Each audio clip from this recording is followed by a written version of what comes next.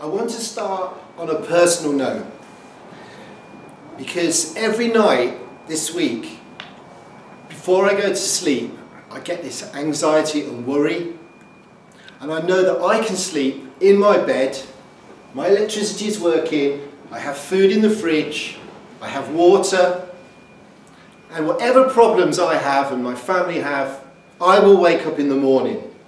And when I wake up, every morning for the last 3 weeks, I look at my phone, I check the Facebook, I check Twitter, I look at Haaretz, the Israeli newspaper that tells me what has happened, I go to the blogs, and I see the destruction, the killing of the people in Gaza. And it makes me very, very upset. And I say that now because we are here because we are upset. But also we are very angry that this is happening, and also it is allowed to happen. And I wanted to get my emotion out first, to put that to one side, because Israel, the Israeli Defense Force, have called up 16,000 reservists, and they are using everything that they have to wage a war on the people of Palestine, the people in Gaza.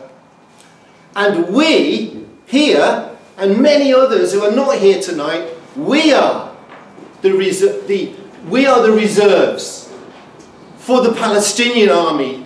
We're not going to be fighting for the Palestinians with guns. We are fighting for hearts and minds, and for a political solution, and for freedom for Palestine. So we are here because we care, and because we want an end to this bombing and the invasion and the killing and the suffering, but not just an end to this particular invasion of Gaza by the Israeli Defense Force. Why they call themselves the Defense Force when they're on the attack, I don't know, but they do call themselves the IDF. We are here because we don't only want to stop this particular war, but it is one of many that have happened, and we want the blockade to be lifted, the siege of Gaza to end, and we want freedom for Palestine. And for those here who would understand, inshallah one day we will get that. I absolutely believe that we will win. Now I want to talk though about some of the political questions. Why is it that the West, and when I say the West I mean the American government, the British government, why do they allow the killing of the Palestinians to go on and on and on? Why is the British government arming, selling arms to Israel?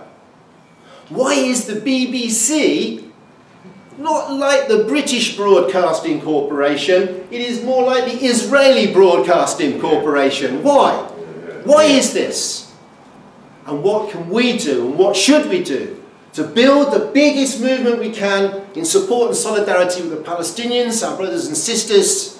And what is the way forward, not only for helping the Palestinians to win freedom, but for all of humanity in the globe to get freedom? Because there are people suffering in many, many countries, and in this country in Britain, and we have an offence against us by the British government, who are stealing the money from the pockets of the poorest people to put into the hands of the bankers and the arms dealers who are selling arms to Israel. And I want to say a bit more about all of those things. Let me just start with the immediate thing that has been the trigger or the excuse for this latest invasion and bombing and of Gaza.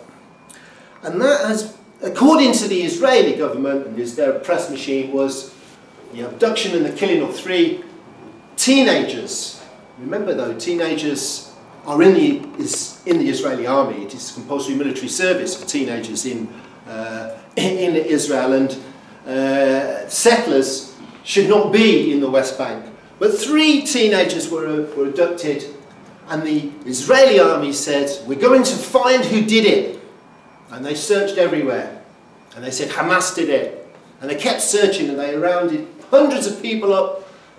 But they knew all along that the people who did it were not Hamas. And also they knew that on the very day that these 3 teenagers were captured, they were killed that very day. They had the audio. But they didn't tell the Israeli people that, and they even didn't tell the parents of the teenagers, because they used this as a trigger for a war that they had already prepared. And this was another war that followed on from the last one, which followed on from the one before and the one before, attacking the people of Palestine in Gaza. Even though the teenagers were abducted in the West Bank, they went and bombed and then invaded Gaza. So it was a pretext. And the aim for the Israeli army and the Israeli government has shifted from finding the killers of the teenagers to stopping the rockets. Now they say this horrendous expression, mowing the lawn. They say that the Palestinians in Gaza have grown like grass, and they need to mow the lawn and chop them down.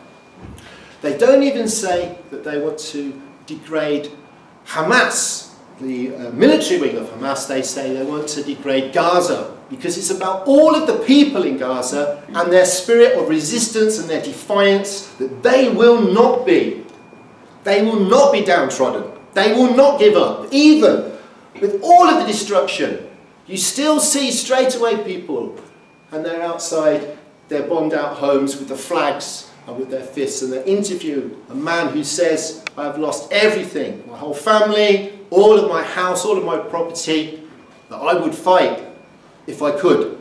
You know, it's the spirit of resistance that is driving the Israelis mad. And they are mad.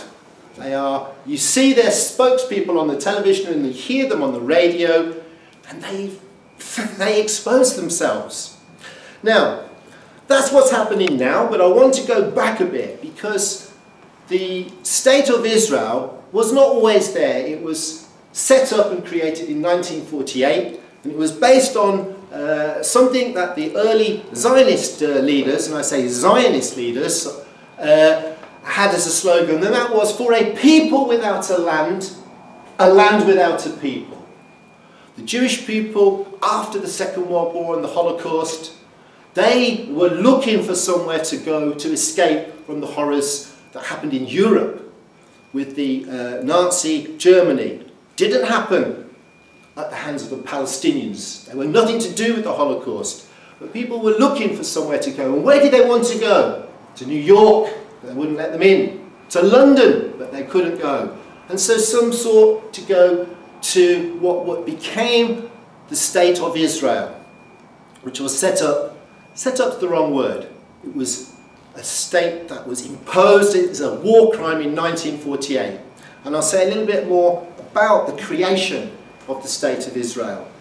Because in 1947, a United Nations envoy, he went to Palestine. At that time it was called Palestine under the British mandate, and he had a map, and the map was going to show that this bit would be Israel, and this bit would be Palestine.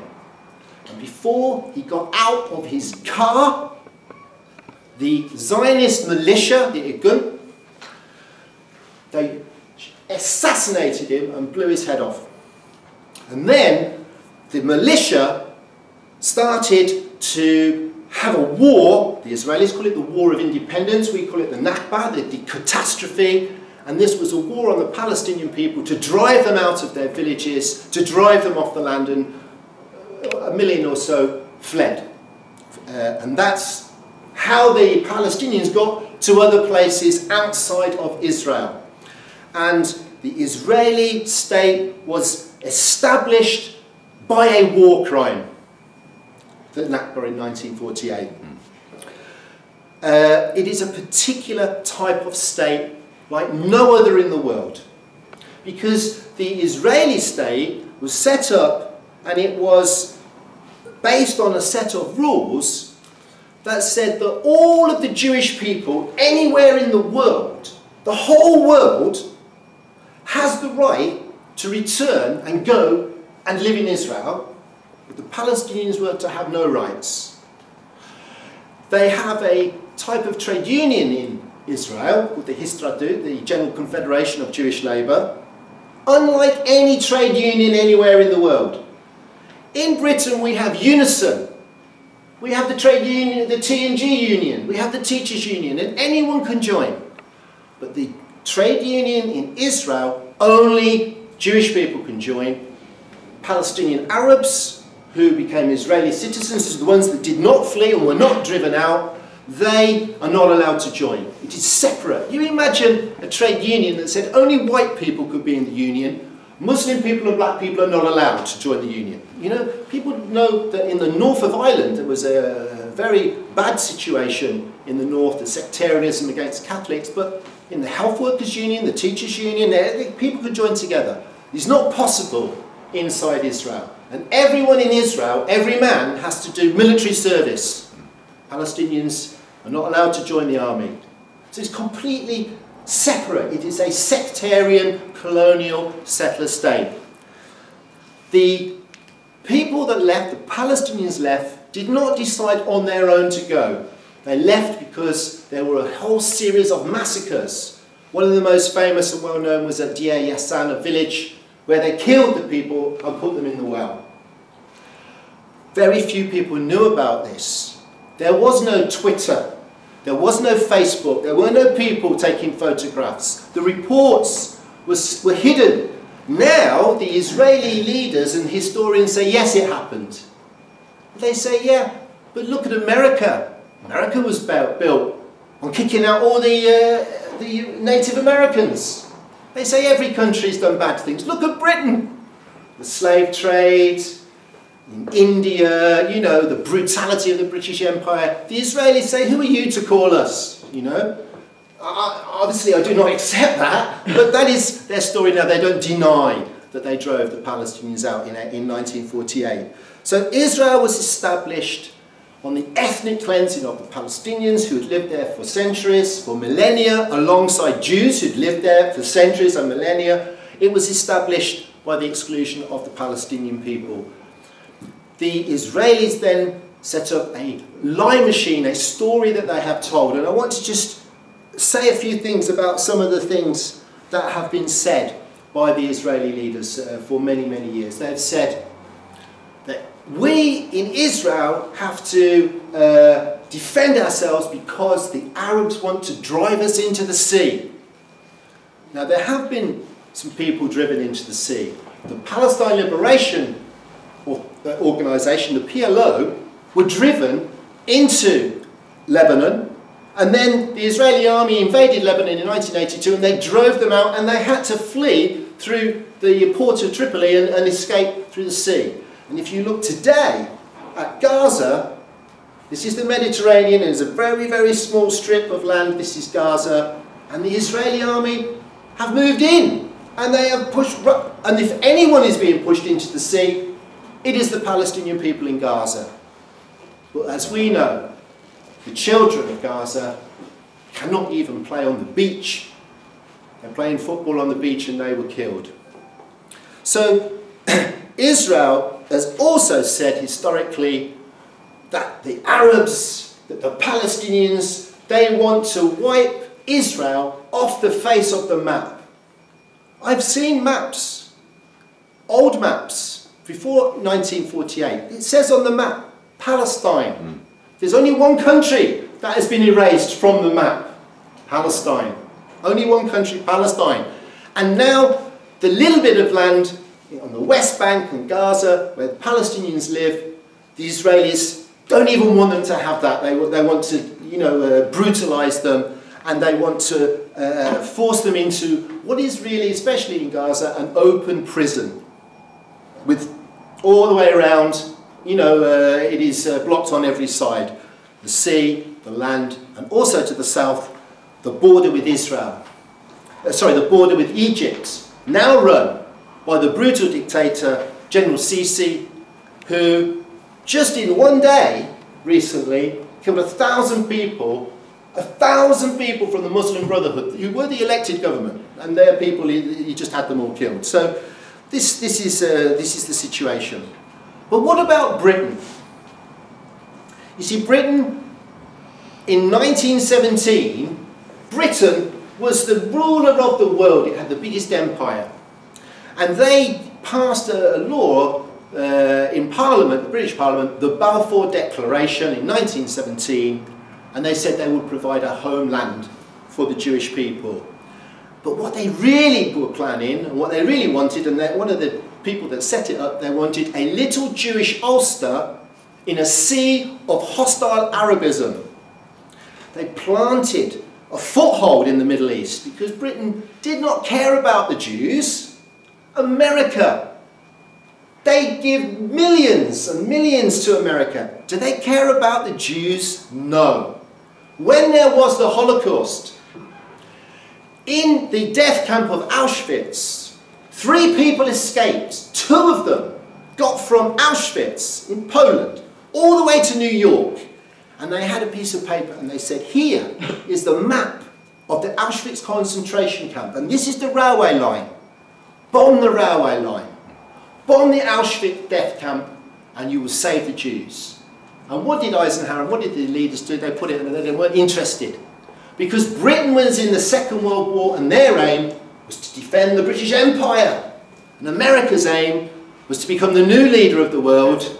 They didn't care about these people or those people or the other people. The only thing they cared about was power and money and imperial domination. So it is not about caring for the Jews. And then the grotesqueness of Israel and America using the Holocaust as an excuse and a shield to justify the killing of the Palestinians. I have been to America, and in America there are many Holocaust memorials. Why? Nobody American committed the Holocaust. Americans didn't die in the Holocaust. They're there to provide the political and ideological justification for the continuation of their support for Israel. They don't have museums all over America to remember the Native Americans who the first American settlers killed. So it is used, and I have heard this week from the Israeli politicians and diplomats. They are bringing out the Holocaust. They have said, they said it on the telly last night, it was unbelievable, that the people of Gaza and Hamas are trying to bring about another Holocaust against the Jews. It is unspeakable because everyone is looking and saying, look, we can see that the people who are being killed are the Palestinians. When the people in Gaza are killed, on the television and the radio, they say they were Hamas militants or they were Hamas terrorists, even though you can see that they are children and women.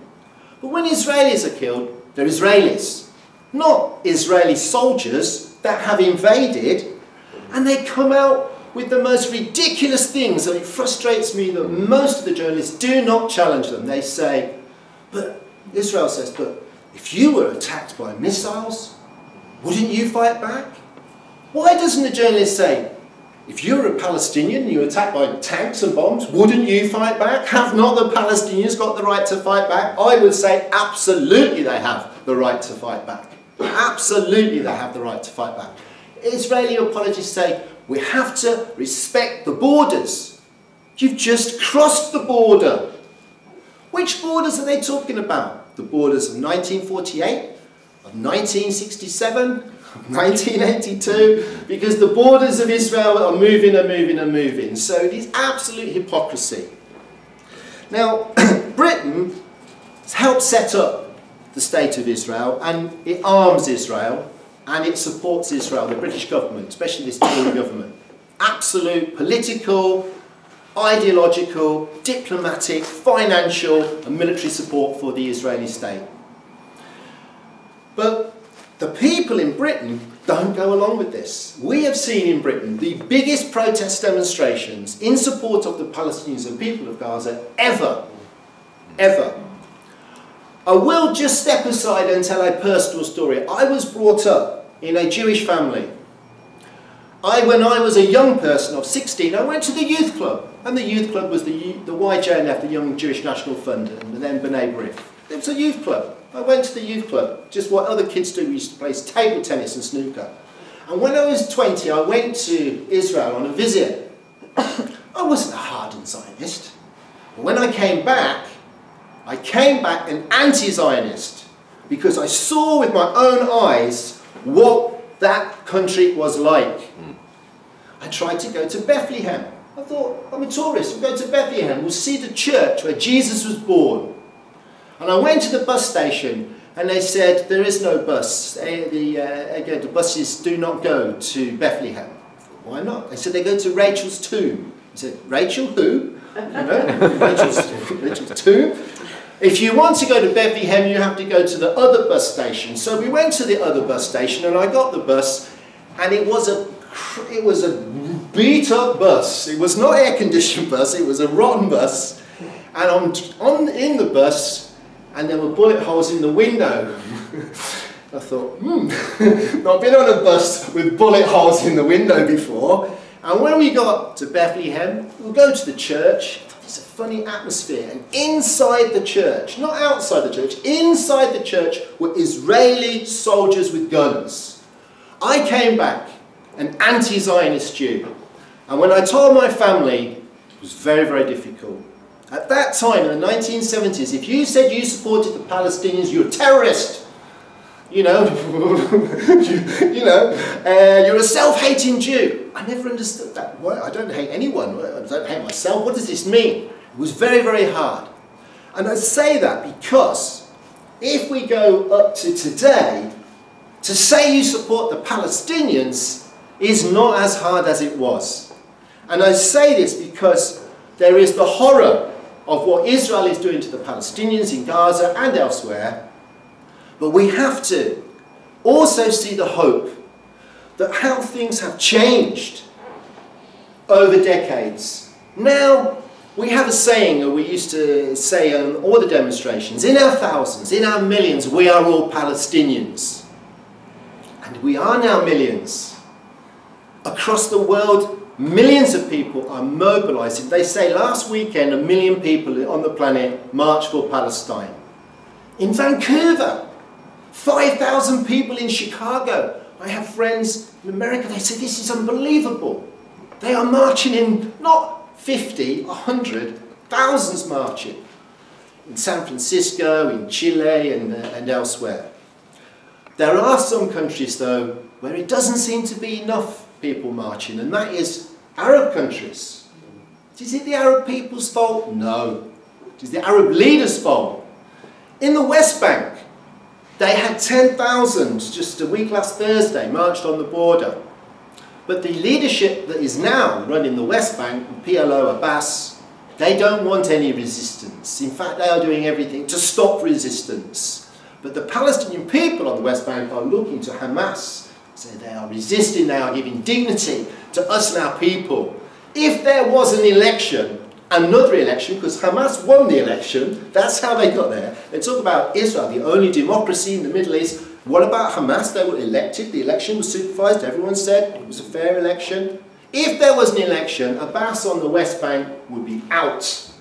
He does not have a mandate. He's supposed to stand for re-election again. He's terrified of doing that because he would rather take and his minions the money from the European Union and from Israel, from America, than really represent the people. So it's not the Arab people's fault that they are not marching, and also you march in you march in Egypt for the Palestinians, you could lose your life. We will be marching in our thousands in Manchester on Saturday, but bigger. On Sunday we'll have a proper march. I'm not fearful that we will get shot, or arrested, So we have no excuse not to turn out and to build this demonstration as big as possible. But I just want to end though with a few comments about why I do think that we should have hope, even though this is the most desperate situation.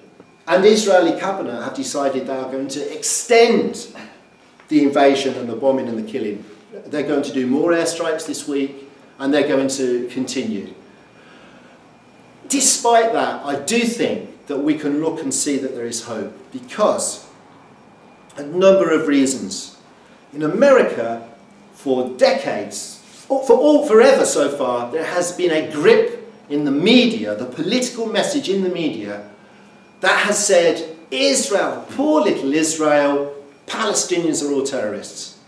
That has cracked. That has changed. I just saw a poll today that's just come out about America, and it says that people over 65 years old, half of them, over half, they think that the war by Israel against the Palestinians is justified. But people who are under 29, people who are under 30, over half think it's not justified. There is a change going on. There was a reporter for NBC who was in Gaza, and he saw what went on, and he did a tweet that gave support for the Palestinians. Immediately, the boss's phoned him up, "You're sacked," and they took him back to America. There was such a campaign to say what a good journalist was, they had to send him back.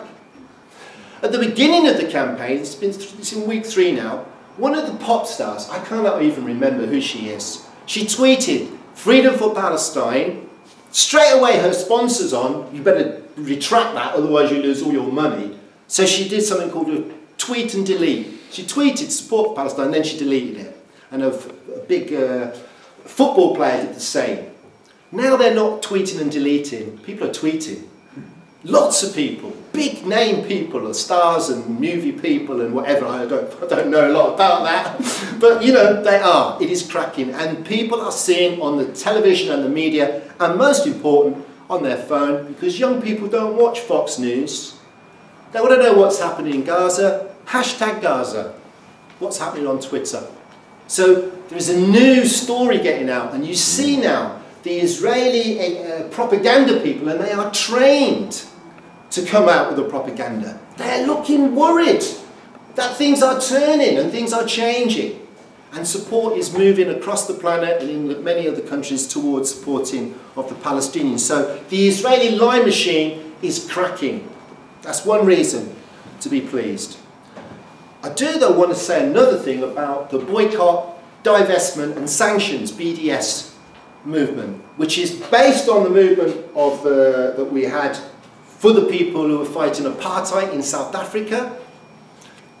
How could we help in South Africa? We helped here because we wouldn't buy the oranges that were from South Africa. We wouldn't go to Barclays Bank because they bankrolled South Africa. We had a boycott campaign, and the one in support of the Palestinians is growing and growing. Just a couple of things. The Presbyterian Church in America, the Presbyterian Church, just last month, before this even happened, passed the thing, they withdraw all their investment from companies that are linked to Israel. This is not a left-wing organisation. Just yesterday, Tesco said they will no longer sell produce that's from the West Bank, grown on the West Bank, where the settlers are. Look, we'd rather they didn't have any Israeli produce. But this is a big step forward. They also said it's got nothing to do with the campaigns and the protests around Gaza. Absolutely nothing to do with that at all. The fact that there was 100 people outside Tesco last Saturday on Market Street and they had to shut the shop, nothing to do with that. Nothing to do with the fact that many people who spend money in supermarkets and for Eid, they were not going to go to Tesco's, you know. Nothing to do with any of those things. Look, so these things are making a difference, and this is now, after, when this ends, it will end, I don't know when, I think it's going to go on for quite a while, the boycott, divestment and sanctions movement is set to expand, and we will be, as the army for the Palestinians, pushing that, and pushing that, and pushing that. You know, people used to say, slavery, it's always existed. For hundreds of years, you're never going to get rid of slavery. Got rid of slavery. The thing that cracked slavery in the end was the big protest movement, political campaign, and economically it didn't make sense anymore. These are the same sort of pressures that can mean we can put pressure on the Israeli, and it's called an Israeli apartheid state. It is, it's a terror state, in order to end it. And I've just got my last few comments here. I do want to say a little bit more though about changes in Britain, because Tony Blair, peace envoy, the Middle East. Cool. Which is unbelievable. You know, he had a party, didn't he, last week? Millions on his party, and all that. Gaza's alight, and he's having a party for Sherry. He's got financial interests in the mobile phone company for the whole of Gaza. I think that must be the only reason they haven't bombed the mobile phone thing. I don't know. It also has interests in the gas that they find off the coast. You know, this is the Middle East peace envoy.